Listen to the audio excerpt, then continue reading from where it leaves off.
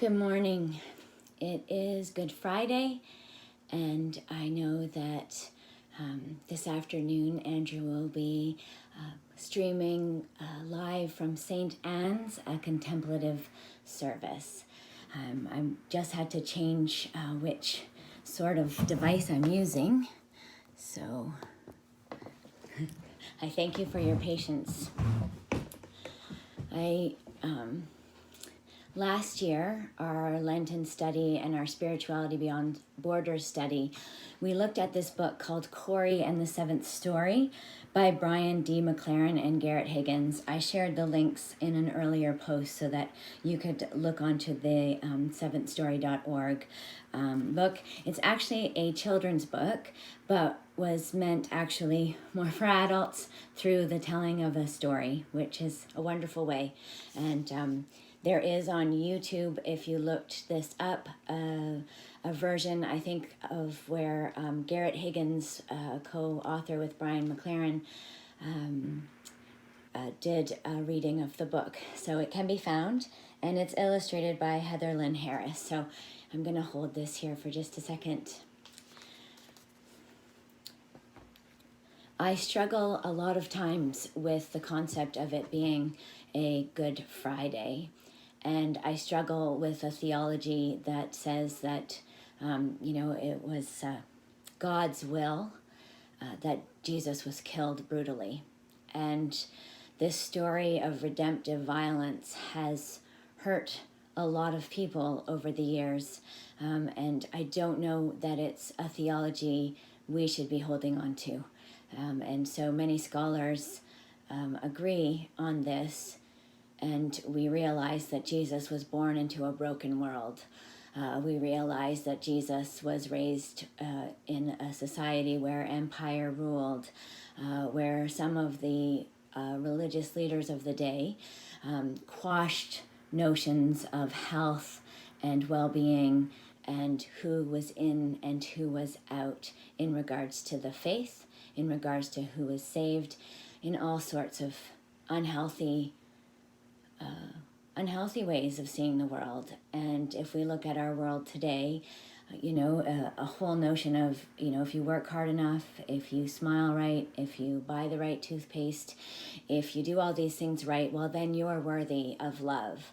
But if you're not able to participate in the same way, then your life is worth less and worthless. And so, the combination of what is a life worth and the whole notion that a God would actually predestine God's own self to be brutally murdered doesn't sit well.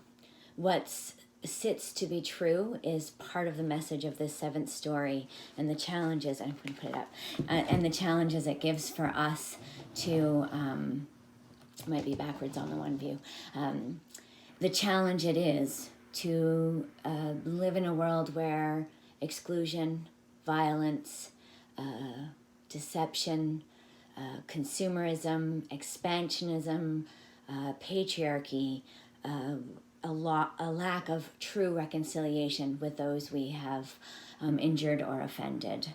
And so I would like to read a couple parts of the adult compendium to the Cory and the Seventh Story.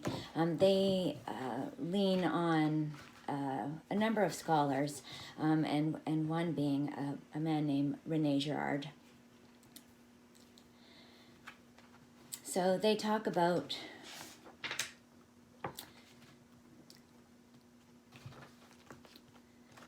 the boys will be boys. Cliche, of course, is a self-perpetuating myth.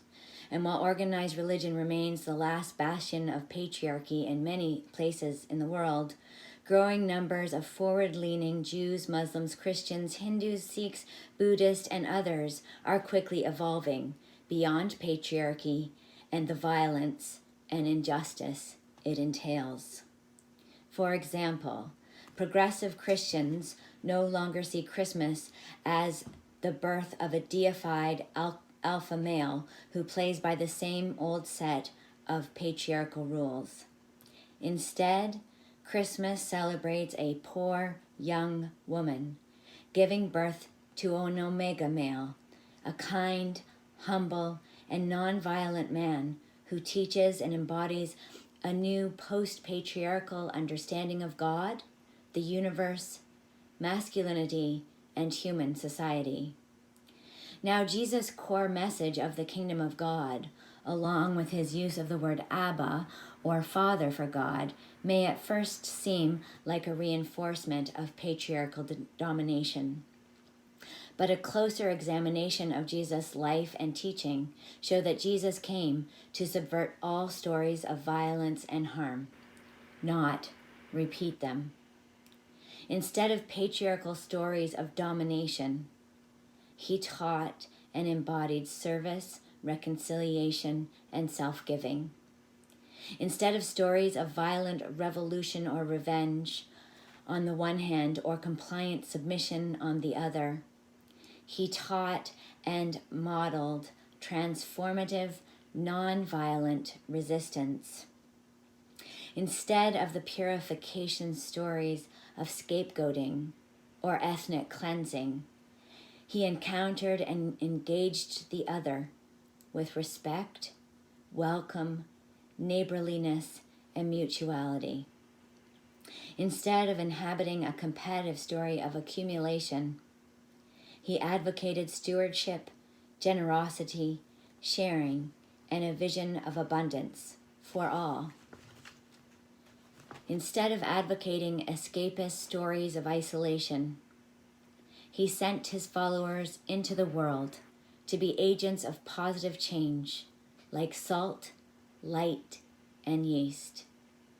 And instead of leaving the oppressed in stories of victimization, he empowered them with a vision of faith, hope, and love that could change the world. The patriarchal spirit, we might say, is an unholy spirit of conquest, control, and intimidation, exclusion, privilege, and entitlement, theft, violence, and destruction. But the Holy Spirit of God, as embodied by Jesus, bears the nonviolent fruit of love, joy, and peace, patience, kindness, and gentleness, and faithfulness, generosity, and self-control. When religious people retreat into old stories of authoritarianism, they are in effect saying, "We have no king but Caesar." The only leadership they will recognize and follow is the broad, old, well-worn highway of authoritarianism. But today, we advocate a new path, a new story, a new way of life in which love, not violence, is the protagonist. The Greek philosopher Heraclitus said that the logos, or the deepest logic of the world, is polemos, war, struggle, conflict. He was right. That has indeed been the dominant human logic or story for thousands of years. But in a world of nuclear, biological, and chemical weapons, in a world of locusts and fires and pandemics, stories that claim that violence can defeat violence can never be the solution. They are the heart of the problem. That's why we need social and spiritual visionaries who help liberate our imaginations.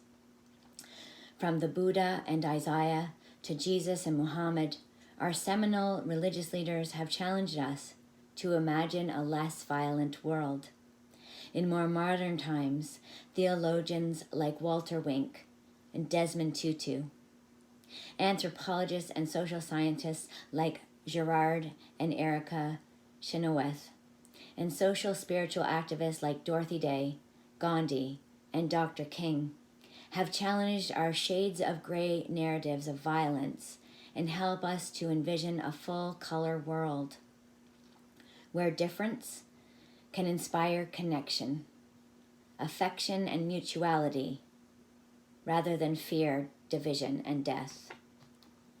Though the influence of these social and spiritual visionaries, the heart of more and more children, young people, adults, and senior citizens are yearning for a new story, a story of love rather than hate, of creativity rather than destruction, of win-win cooperation rather than win-lose competition, of peace rather than warcraft. They're waiting for a new story to explore, inhabit, and tell. They are ready to embark on a project with two interrelated elements: to unmask the deceptive power of violence, to remove its magic sheen and to show it for what it is, a vicious, addictive cycle that creates a temporary euphoria, temporary order, temporary unity, but in the long run leads us in a downward spiral, ending in civilizational suicide. To explore the regenerative power of a seventh story, a story of liberation, reconciliation, creativity, and peace. We want to stop telling stories that make heroes of violent people and instead celebrate non-violent examples whose lives inspire us to imitate their compassion, kindness, understanding, wisdom, and willingness to suffer for the truth rather than make others suffer. These positive examples will help us leave old stories behind and choose a better human story for a better human future. Salman Rushdie said it well: those who do not have power over the story that dominates their life, the power to retell it, rethink it, deconstruct it, joke about it, and change it as times change, truly are powerless because they cannot think new thoughts. If you hear this new story, this seventh story, deeper, higher, and wider than our typical stories of violence, suddenly your options expand, new thoughts spring up, and a better way of life is possible.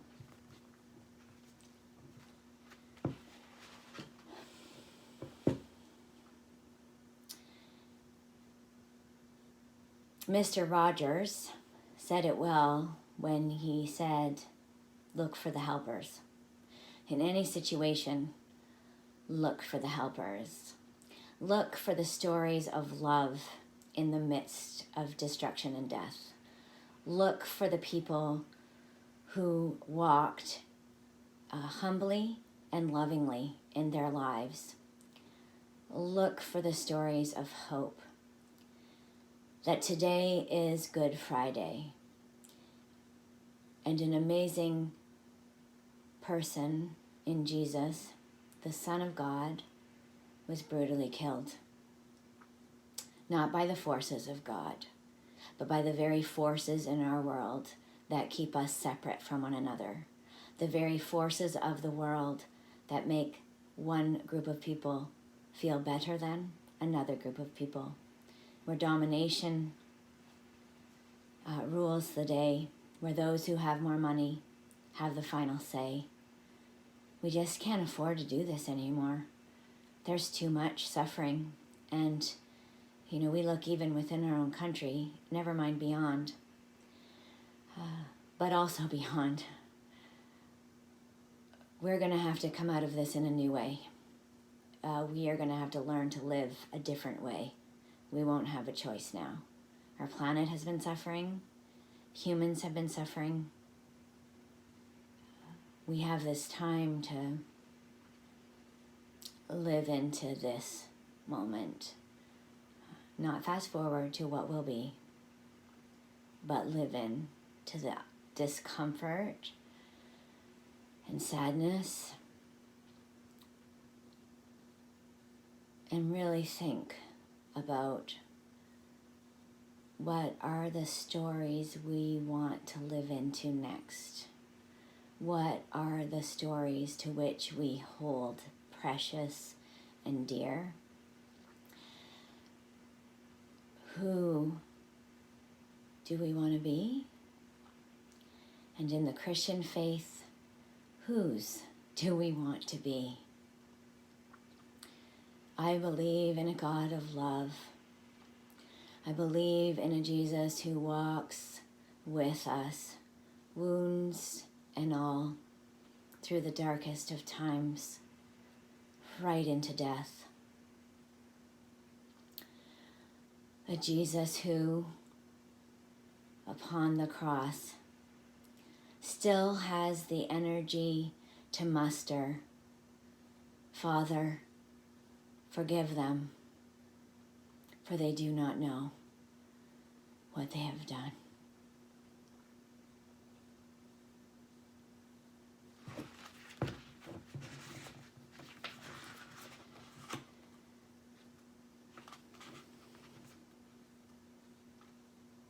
I wish I could read you this whole book. But you can order the book and the compendium online, and you can get it in a PDF form. Again, it's Gareth Higgins and Brian McLaren. And they have the website that's the Seventh Story, but Gareth Higgins also has the Porch magazine, which looks at new ways of being in our world.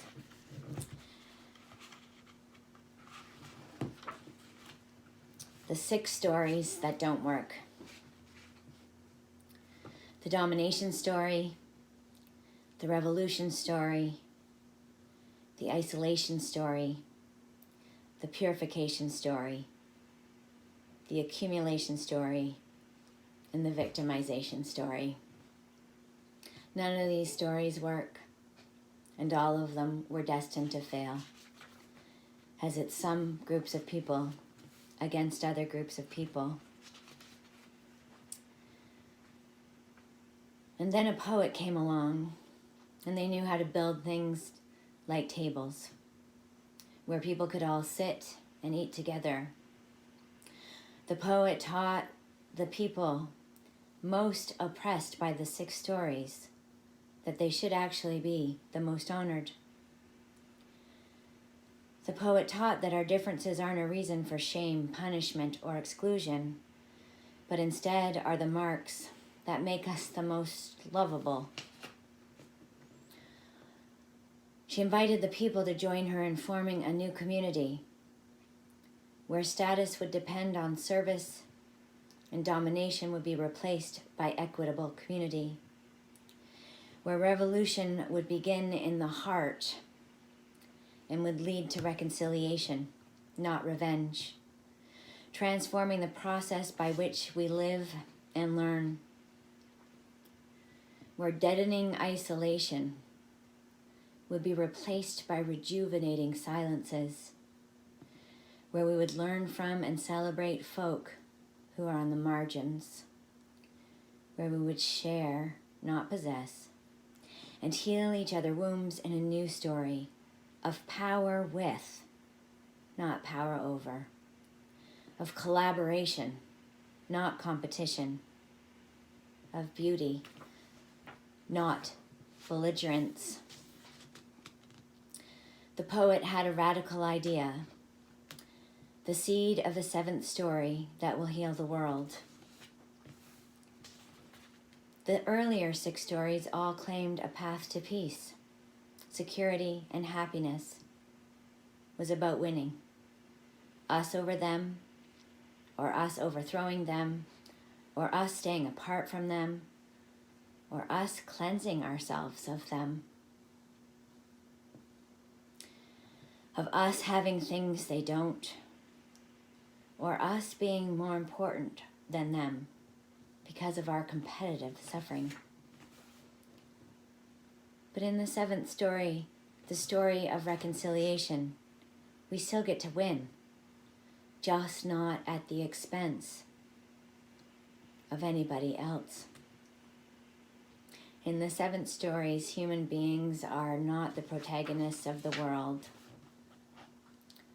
Love is.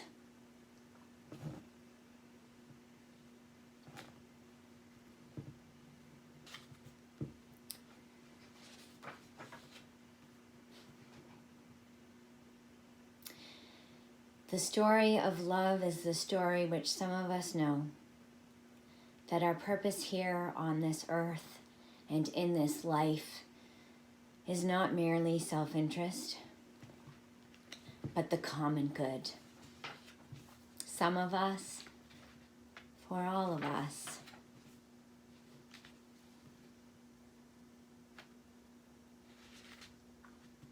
They killed the poet, of course.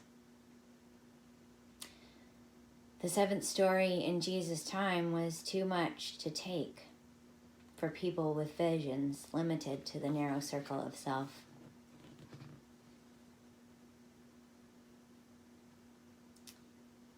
But we know there's more to the story.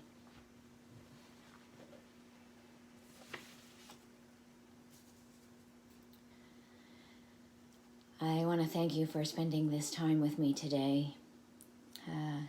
I give great thanks and gratitude to Gareth and Brian, who in the opening of the book, in the beginning pages, want this story shared widely because the message is so important.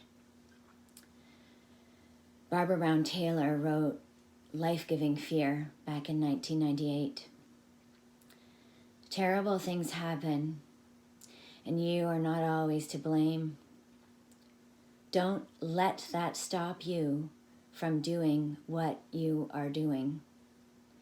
That torn place your fear has opened up inside of you is a holy place. Look around while you are there. Pay attention to what you feel.